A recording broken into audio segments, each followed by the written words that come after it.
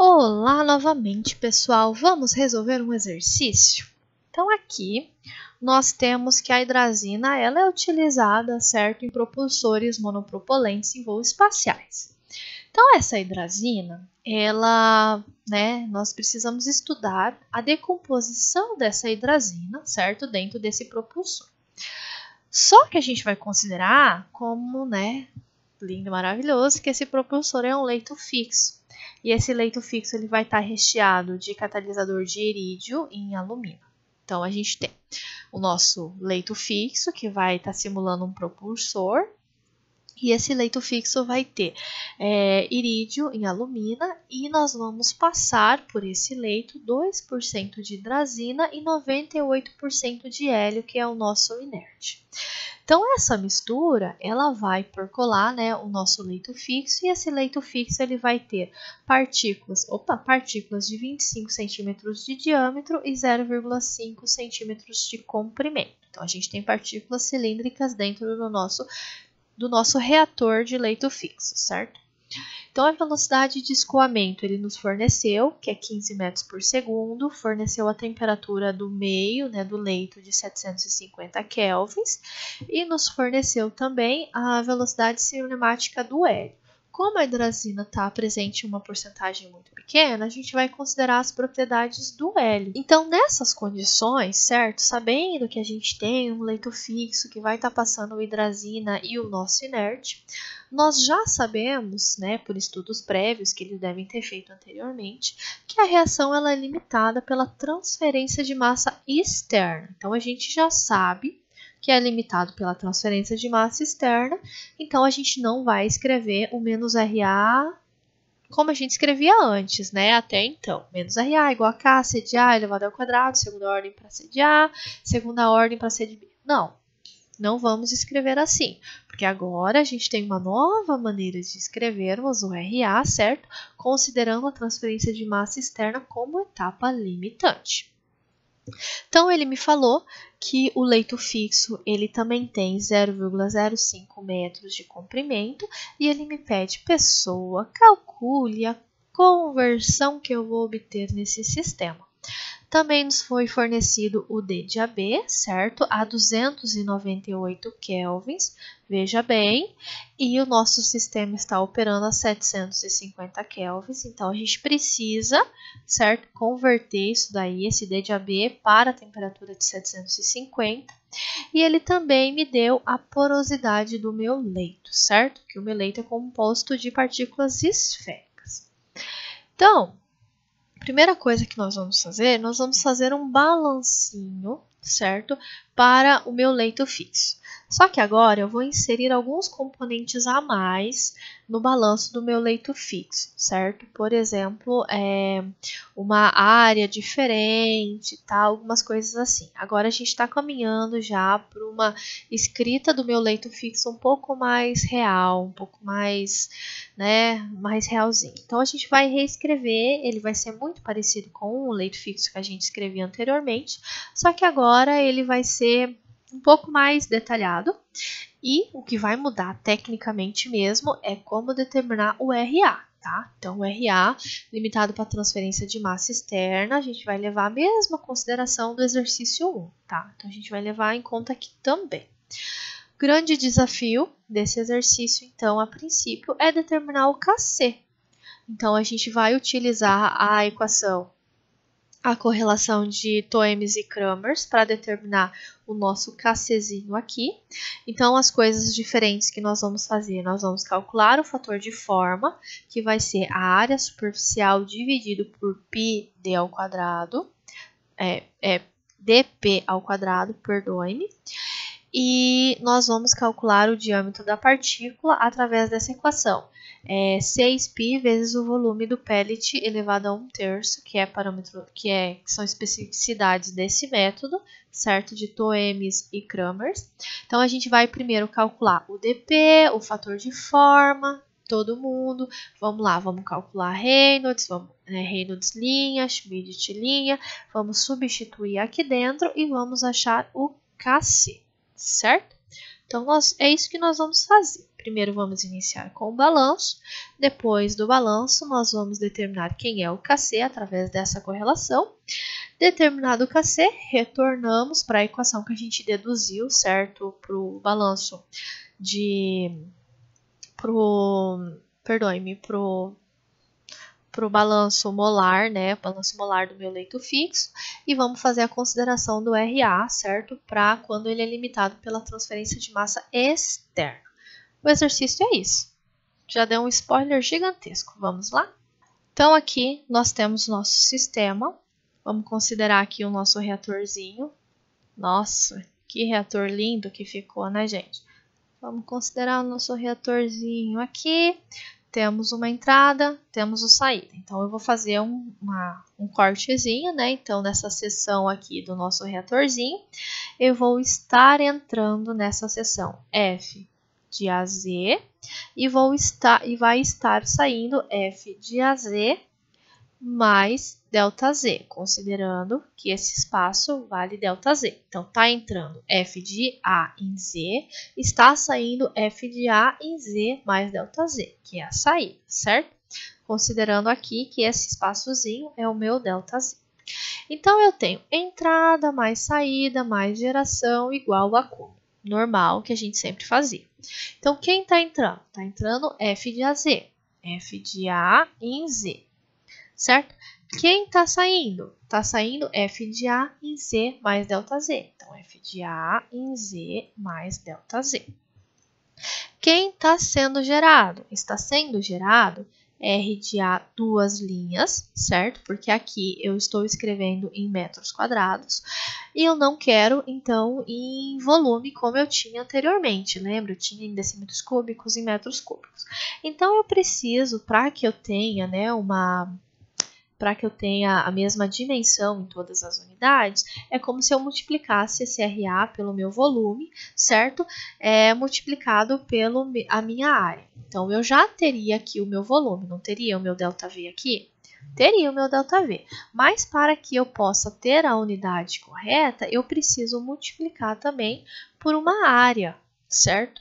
Então, isso que vai mudar no nosso balancinho, certo? Eu escreveria só RA vezes V.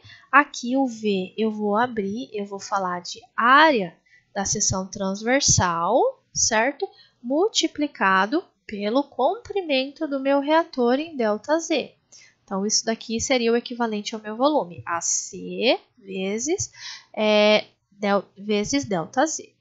Só que para que eu bata a dimensão com os meus F's de A's, eu vou multiplicar por esse AC. Esse AC, ele vai ser o quê? Prestem atenção. Ele vai ser a área da superfície externa do catalisador. Então, eu tenho a área do catalisador, metros quadrados, dividido pelo volume do leito catalítico, então por metros cúbicos. Então, a unidade desse meu AC vai ser metros quadrados por metros cúbicos. Então, quando vocês fizerem a dimensionalização desse termo, vocês vão ver que ele vai bater em mol por segundo, né, como os demais termos, ok? Aí, então, multipliquei todo mundo e eu não tenho o termo do meu acúmulo. Eu vou deixar uma salva, então, que esse AC, ele vai ser o quê? Se eu pegar, então, a área externa do meu catalisador, né? Então, eu peguei lá a área externa do meu catalisador, dividido pelo volume do meu leito catalítico, eu vou ter essa equação. Vocês sempre irão utilizar essa equação. Então, esse AC, para leito fixo, a gente vai considerar o quê? Que ele é a área da superfície externa do catalisador, dividido pela unidade de volume do leito catalítico. Então, se vocês pegarem todo mundo, rearranjarem, cortarem, vocês vão chegar nessa equação. Essa equação, ela vai ter a unidade de metros quadrados por metros cúbicos, ok? Então, aqui a gente tem, né, como a gente escreve o AC. O AC pequenininho. O AC grande vai ser esse daqui, né? O AC maiúsculo, esse daqui vai ser a área da seção transversal do tubo que contém o catalisador, certo? A área da seção transversal vezes o ΔZ. Então, eu tenho a minha equação aqui, né? Maravilhosa. E o que eu vou fazer? Eu vou dividir todo mundo por ΔZ. e vou tender esse ΔZ ao limite, de maneira que eu tenha o quê? Eu tenho uma diferencial. Tenho uma diferencial, vou passar esse termo para cá, vou rearranjar e eu vou obter o seguinte, 1 sobre AC D de F dz vai ser mais RA duas linhas vezes o AC igual a zero. Então, aqui eu tenho a minha equação que vai descrever o meu sistema, certo? Meu leito fixo, levando em conta o meu ACzinho pequenininho, certo? Ok. Agora, pessoal, eu tenho um F de A aqui. Quem é esse meu F de A? Esse meu F de A, ele vai ter tanto a contribuição difusiva mais a contribuição convectiva, certo? Se eu abrir, ele vai ser menos D de A, AC, vezes D de C de A, dz, mais o AC vezes C de A, certo? Mas o que vai acontecer? Eu tenho um sistema no qual eu tenho as minhas partículas dentro do meu catalisador e eu estou passando a uma velocidade, né, uma velocidade razoável de 15 metros por segundo, um fluxo, né, de hidrazina e de hélio. Então, eu posso considerar que a minha quantidade de material transportado por difusão, pelo JAZ, é muito, muito menor daquilo que é transportado por convecção. Então, automaticamente, eu já posso falar que o JAZ é muito, muito, muito menor que o B de AZ. Então, dessa maneira, eu já posso desconsiderar essa contribuição e o meu F de A vai ser igual ao A de C vezes o C de A. Então, eu vou substituir esse F de A aqui dentro, tá? Então, substituindo, rearranjando, nós vamos considerar que essa velocidade aqui, esse U é constante, não me é fornecido nenhuma informação de que esse U não é constante, então eu vou considerar que U é constante. E a minha equação rearranjada vai ficar U D de C de A dz mais RA duas linhas, AC igual a zero. Então, agora eu escrevi, certo, a minha equação do meu reatorzinho de leito fixo, escrito em termos, então, considerando apenas o convectivo e não estou desprezando o difusivo. Tenho essa equação, mas o que eu preciso determinar a princípio? Eu preciso determinar como se escreve o meu RA duas linhas, certo? Em regime permanente, eu vou ter um sistema no qual o menos RA duas linhas vai ser igual ao WAR, certo? Lembram? Tenho a minha transferência de massa externa como etapa dominante, então o meu RA ele vai ser igual ao meu fluxo molar, certo? Então, o meu menos RA duas linhas vai ser igual ao WAR. Consequentemente, isso daqui vai ser a mesma coisa que KC, C de A menos C de AS, certo? Correto? As condições de contorno, então, aqui, né, uma condição de contorno que eu estou utilizando de contorno na superfície. Então, o que eu vou fazer agora? Eu vou pegar essa equação aqui e vou substituir dentro da minha equação do meu balanço que eu acabei de determinar.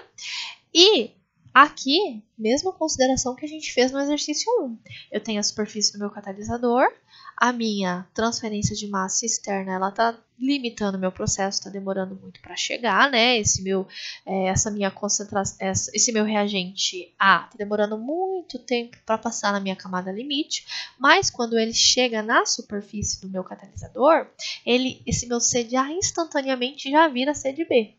Então, ele já se decompõe. Então, automaticamente, o meu C de AS na superfície do meu catalisador, ele vai ser o quê? C de AS vai tender a zero, porque a velocidade específica da reação ela é muito rápida.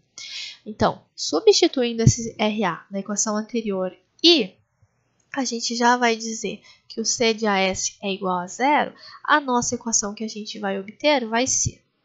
Vamos integrar para quando o Z é igual a zero, C de A igual a C de A zero. Quando Z é igual a Z, C de A igual a C de A, a gente vai obter essa equação do nosso perfil.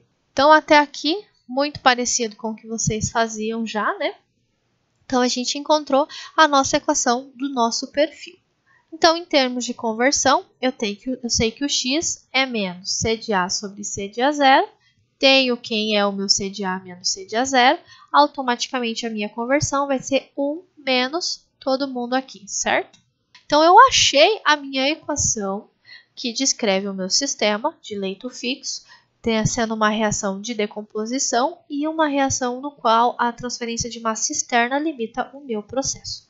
Gente, isso é o exercício. O que a gente precisa fazer agora? Determinar o Kc. Só isso. Determinei o meu Kc, substituo todo mundo aqui dentro e determino a minha conversão. Para determinar o meu Kc, eu vou utilizar a equação de aquela correlação que eu mostrei para vocês. Vou colocar ela aqui. Então, a primeira coisa que nós vamos fazer para que a gente possa utilizar essa correlação e determinar o Kc, nós vamos calcular o diâmetro da partícula. O meu diâmetro da minha partícula, ela vai ser o quê? Ela vai ser o diâmetro equivalente da esfera de mesmo volume. Então, vai ser 6π vezes o volume do pellet, né, do catalisador que a gente está trabalhando, do volume do pellet, certo? Elevado, todo mundo, elevado a 1/3. Então, a gente vai lá, a gente sabe que o volume da partícula cilíndrica vai ser πr² vezes L. Então, a gente vai transformar esse L para diâmetro e a gente vai chegar que o volume do pellet vai ser πd² vezes L dividido por 4. Quando vocês substituírem o volume do pellet cilíndrico aqui, fazerem todas as considerações, vocês vão chegar no seguinte resultado, que o diâmetro de partícula vai ser 3,61 vezes 10 elevado a menos 3 metros. Achei, então, quanto vale o meu dp, certo? Tá aqui. Volume de vazios ele me forneceu? Forneceu, de 0,30. Fator de forma, preciso calcular, certo? O meu fator de forma, ele vai ser o quê? O meu fator de forma vai ser a área da superfície externa dividido por πd² sobre dp². Então, eu tenho aqui a minha área da superfície externa vai ser a área aqui, né? A área da minha lateral e também 2 vezes a área, né, dos meus fundos e da minha tampa, certo? Então, aqui eu tenho a área superficial, tá vendo? Aqui é a área superficial no fator de forma e aqui é o volume do pellet, que seria o volume do cilindro, certo? Então, aqui vai ser 2π RP LP mais 2π RP² dividido, estão vendo, por π d de p elevado ao quadrado, ok? Vocês vão substituir todo mundo. Ele forneceu no exercício para nós o quanto que nós temos. Nós temos partículas esféricas, cadê? Partículas cilíndricas de 25 centímetros de 0,25 centímetros de diâmetro e 0,5 centímetros de comprimento. Então, vocês têm a dimensão do pellet, né? Substitui todo mundo aqui e vocês vão achar um fator de forma de 1,20, ok? Então, determinamos o fator de forma. Conheço velocidade específica, conheço a minha viscosidade cinemática, na verdade, né? Mas, ok, né? Transformo um pelo outro dividido pelo ρ. Densidade do fluido temos e temos também o d de AB. Temos todo mundo agora. Vamos começar a calcular nossos parâmetros. Primeiro parâmetro que nós vamos calcular o Reynolds-linha. Então, para o cálculo do Reynolds-linha, eu preciso calcular o Reynolds normal, certo? Então, o Reynolds vai ser o dp vezes a velocidade dividido pela viscosidade cinemática. A gente conhece o diâmetro de partícula, 3,61 vezes 10 a menos 3 metros. Conhecemos a velocidade, U, que vale 15 metros por segundo. E conhecemos a viscosidade cinemática, de 4,5 metros quadrados por segundo. Já estou transformando, certo, em SI. Peguei, substituí todo mundo, eu vou achar um valor de 120,3 para o meu Reynolds, certo? Agora, vou calcular o meu Reynolds-linha, porque eu tenho tudo, certo? O meu Reynolds-linha vai ser o meu Reynolds que eu já calculei, 120, né? 0,3, ou menos 1 menos a fração de vazios, perdoe-me, que multiplica o fator de forma que a gente acabou de calcular. Então, isso daqui vale 0,30. Então, vai ser 120,3 dividido por 1 menos 0,30, que multiplica o fator de forma 1,20 que a gente acabou de determinar. Dessa maneira, o Reynolds linha vai valer 143,20. Então, determinei também o meu Reynolds linha.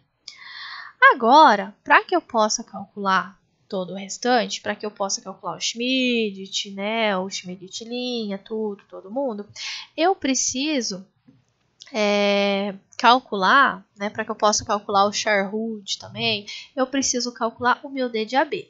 O meu D de AB que ele forneceu na temperatura de 298 kelvins.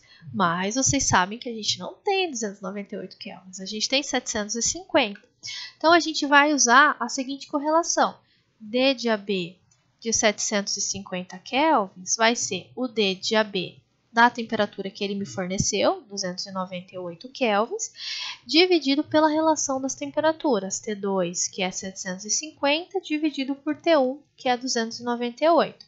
Então, vai ser 750 dividido por 298 elevado a 1,75. Então, eu peguei uma das relações para transformar o D de AB na temperatura de interesse.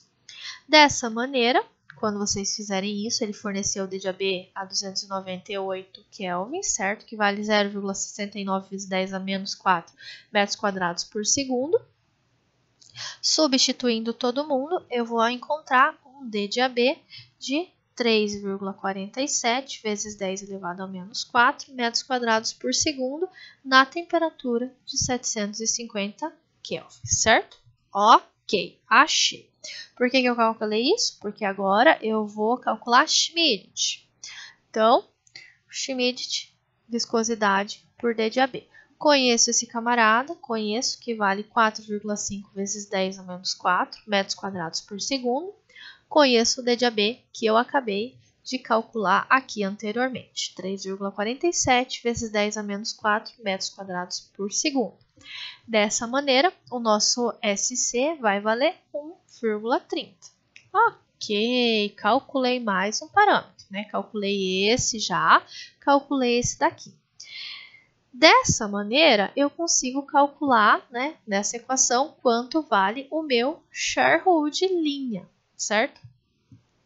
Lindo e maravilhoso. O meu Charhoud, na verdade, consigo calcular e depois consigo calcular o meu Charhoud linha, substituir aqui. Então, vamos lá? Eu sei que o meu Charhoud linha vai ser 1,0 vezes o Reynolds linha elevado a meio vezes o Schmidt elevado a 1/3. Conheço quem é o meu Reynolds linha? Conheço. Meu Reynolds linha vale 143,20. Conheço quem é o meu Schmidt? Conheço, que vale 1,30 aqui. Substituindo todo mundo, eu vou achar que o meu Charhoud linha vai valer 13,05, ok? Ok.